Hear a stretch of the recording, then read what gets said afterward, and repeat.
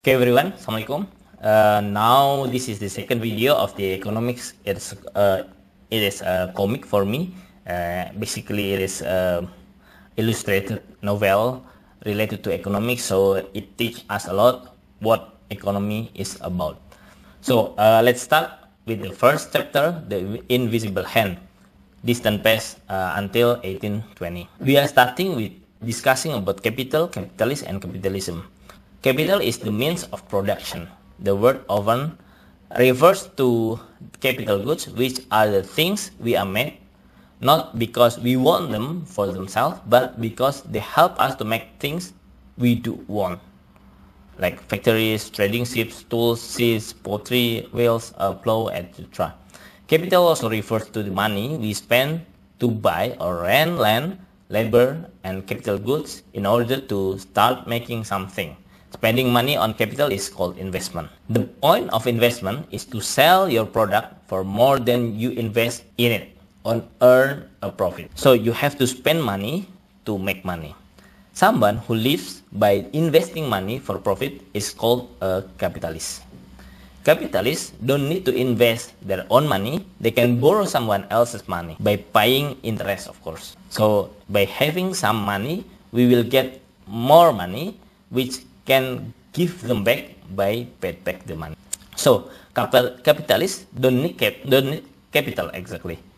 What they need is the gut to undertake new projects. I am undertaker, so in French it is said I am entrepreneur. Now, capitalists have been around for the millennia, but the capitalist economy is fairly recent. For most of the history, most people live in a farming economics governed by tradition. New projects were often frowned on. New things, something like this. It is for sale, it is said. Also, investing isn't the same thing as saying to save, you hold on your money, but to invest, you let it go. Letting go of your saving is risky.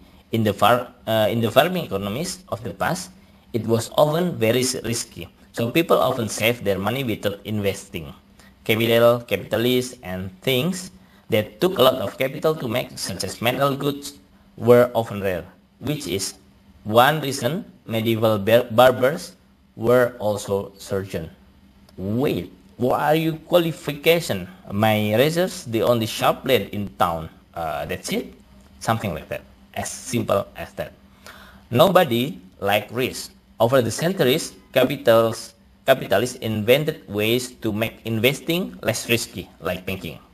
Many people save their money in the bank, and then the bank invests the money in so many projects that are no chance of all of them are failing. So maybe one of them is failing, but there are more of them which are not failing. By 17th century, the Dutch were making good use of the banking, insurance, and other capitalist innovation. They organized their economy around trade and manufacturing more than around farming. Dutch businesses were so effective that they ruled Europe's trade, even people at war with the Dutch. They still bought goods from them because they have the best deals. This vexed some people. They buy supplies from the Dutch who used our money to hire army to beat us. It's not fair, they say. Enter Jean-Baptiste Colbert, 1619 until 1683, who became finance minister of France in 1665. He thought money was wealth and authority. Everyone agrees that the might and greatness of a state is measured by entirely the quantity of silver it possesses. In this book, the quotes will be italics, something like this. It was italics with quotation mark. Otherwise, the writer putting words in people's mouth. Colbert wanted to keep foreign hands of France's money, especially Dutch hand.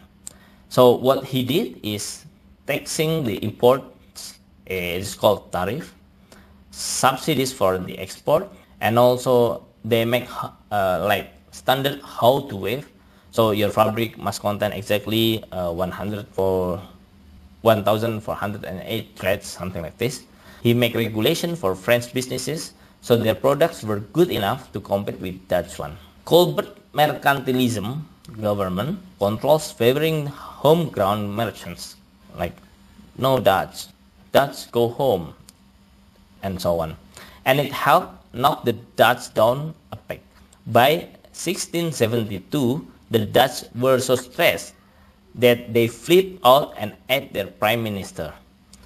And the Dutch declined. As the Dutch declined, as the economic power, Britain and France fought to take their place. Wars required financing, and British government usually managed to raise almost as much money as the French, even though the French had tripled Britain's population. By 1700s, French thinkers were wondered why. We should be richer than those British. What's going on?